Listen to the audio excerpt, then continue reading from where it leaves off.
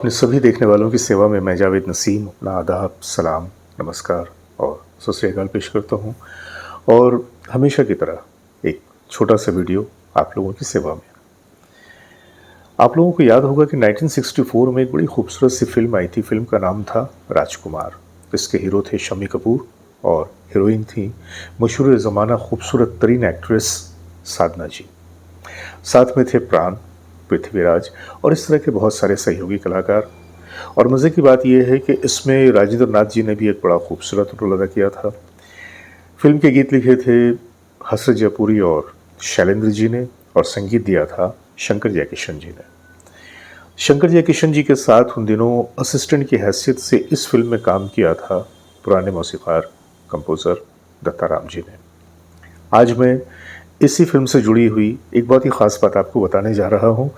और मुमकिन है कि आप लोगों ने पहले भी इस बात को सुना होगा, लेकिन फिर वही कि पुरानी शराब नई बोतल में नए अंदाज में। तो बने रहिए हमारे साथ और देखते रहिए अपना मनपसंद चैनल सिनेमाया। आइए चलते हैं आज की वीडियो की तरफ।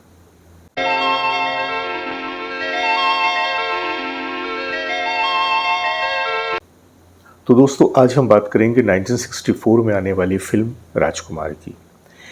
राजकुमार एक बहुत ही एंटरटेनिंग और बहुत ही म्यूजिकल फिल्म थी।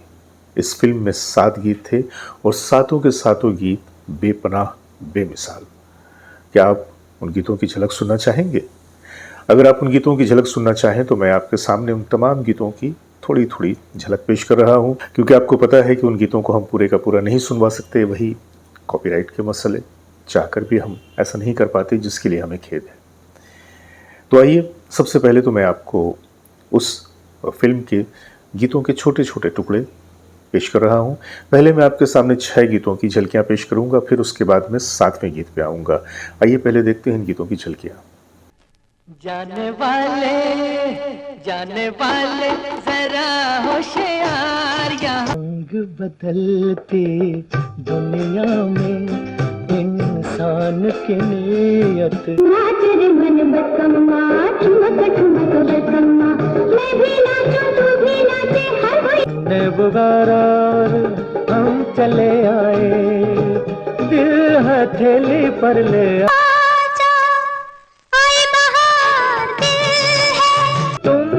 किसी की जान को जाते हुए देखा है। दोस्तों, 6 गीतों की झलकियाँ तो मैंने आपको सुना दी। अब आते हैं 7वें गीत की तरफ। और ये जो गीत है, इससे जुड़ी हुई एक कहानी जो मैं आपको बताने जा रहा हूँ। गरचे इस कहानी का एक हिस्सा तो मैं आपको पहले भी बता चुका हूँ कि जब शंकर जयकिशन ने ये धुन बनाई तो उन्होंने चाहा कि इस गीत को लता जी से रिकॉर्ड करवाया जाए, लेकिन लता जी ने इस गीत को गाने से मना कर दिया, क्योंकि लता जी हमेशा अपने सेफ्टी जोन से कभी भी, कंफर्ट जोन से कभी भी बाहर जाके कोई भी गीत रिकॉर्ड करना नहीं चाहती थी। तो उन्हें लगा कि शायद ये गीत उन पर सूट नहीं करेगा, क्योंकि जिस तरह की इसमें अटखेलियाँ, शोखियाँ, एक शरारत, ये सब चीज़ें थी, तो उन्होंने मना कर दिया। ऐसे में शंकर जयकिशन सोच रहे थे कि इस तरह की जो कंपोजिशन है, अगर इससे आशा जी की आवाज़ मिल जाए फिर तो मज़ा आ जाए। तो ऐसा करते हैं कि आशा जी से बात करते हैं। हालांकि उसके कबल उन्होंने सुमन जी को भी कांटेक्ट करना चाहा, लेकिन सुमन जी अवेलेबल नहीं थी। अब ये बात ऑलरेडी आशा जी के कानों तक पहुंच चुकी थी कि भाई दीदी ने गाने से मना कर दिया और सुमन कल्याणपुर अवेलेबल नहीं है। तो जब इन्होंने ये कंपोजिशन सुनी आशा जी ने, तो कहा कि मैं गीत रिकॉर्ड तो कर दूंगी, लेकिन इस गीत को रिकॉर्ड करने के मैं 5 गुना ज़्यादा पैसे लूँगी। अब ये तो बड़े मसले वाली बात थी कि भाई नॉर्मली जिस गीत को रिकॉर्ड करने के वो पैसे लेती थी, वो तो देने के लिए वो प्रोड्यूसर डायरेक्टर तैयार थे, लेकिन अब 5 गुना ज़्यादा पैसों का मुतालबा, ये तो बहुत ही अजीब सी बात थी। लेकिन जो कंपोजिशन थी, अब ये कंपोजिशन कह रही थी कि इसमें और थोड़ी सी रद्दोबदल के साथ अब इसे आशा जी से ही रिकॉर्ड करवाया जाए। और उस वक्त उनके अलावा और कोई ऐसा इंडस्ट्री में नहीं था जो इस गीत को उस तरह से अदा कर पाता जो कि इस कंपोजिशन की डिमांड थी।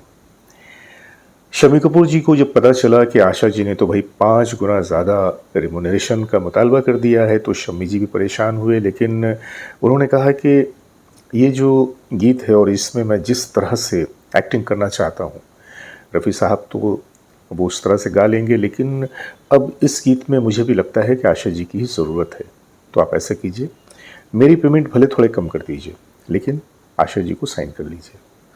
चलिए साहब, अब जब ये शम्मी कपूर साहब की तरफ से ग्रीन सिग्नल मिल गया तो आशा जी को साइन कर लिया गया। रिहर्सल वगैरह हो गई, गाने की रिकॉर्डिंग, वो दिन आ गया। रिकॉर्डिंग वाले दिन सारे के सारे यूनिट के साथ साथ शम्मी कपूर साहब भी मौजूद थे। गाने की रिहर्सल, उसके बाद रिकॉर्डिंग हो गई। रिकॉर्डिंग होने के बाद रिकॉर्डिंग के दौरान कुछ एक ऐसी बात हुई कि थोड़े से शंकर जयकिशन ने उस चीज़ को महसूस तो किया, लेकिन उसे स्किप किया, इग्नोर किया, क्योंकि उन्होंने देखा कि रिकॉर्डिंग करते करते रफ़ी साहब अचानक एक जगह पे कुछ एक अजीब सी आवाज़ निकालते हैं। तो रिकॉर्डिस्ट ने उनकी तरफ देखा कि क्या रिकॉर्डिंग को रोक दिया जाए, फिर से लिया जाए, लेकिन शंकर जी ने कहा कैरी ऑन, करते रहिए। नतीजा ये हुआ कि गाना रिकॉर्ड हो गया।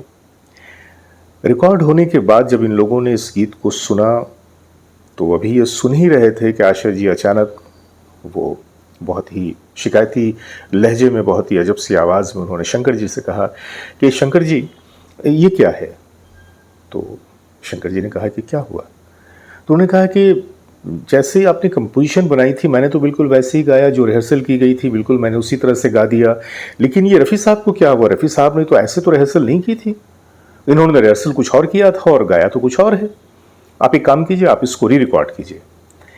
तो शंकर जी ने कहा कि भाई आपने अपने हिस्से को बिल्कुल उसी तरह से गाया जैसा कि रिहर्सल आपने किया था, जैसा मैंने बताया था, लेकिन रफ़ी साहब के बारे में आप जानती हैं कि जब वो किसी भी गीत की रिहर्सल करते हैं तो वो रिहर्सल उनकी होती है, लेकिन जब वो माइक्रोफोन के सामने जाते हैं तो कुछ अलग रंग में ढल जाते हैं।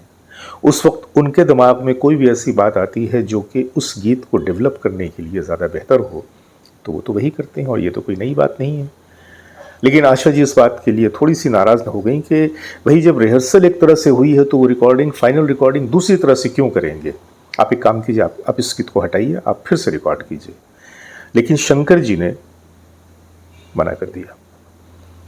जयकिशन जी ने एक नज़र रफ़ी साहब की तरफ देखा, रफ़ी साहब खामोश बिल्कुल बैठे थे, उन्होंने कोई रिस्पॉन्ड नहीं किया, लेकिन शंकर जी ने मना कर दिया, नहीं ये गीत बिल्कुल सही हुआ है और फिल्म में यही गीत रहेगा, और मुझे यकीन है कि महज रफ़ी साहब की इस अदा की वजह से ये गीत बहुत पॉपुलर होगा, ये मुझे यकीन है, ये मेरा तजर्बा कहता है।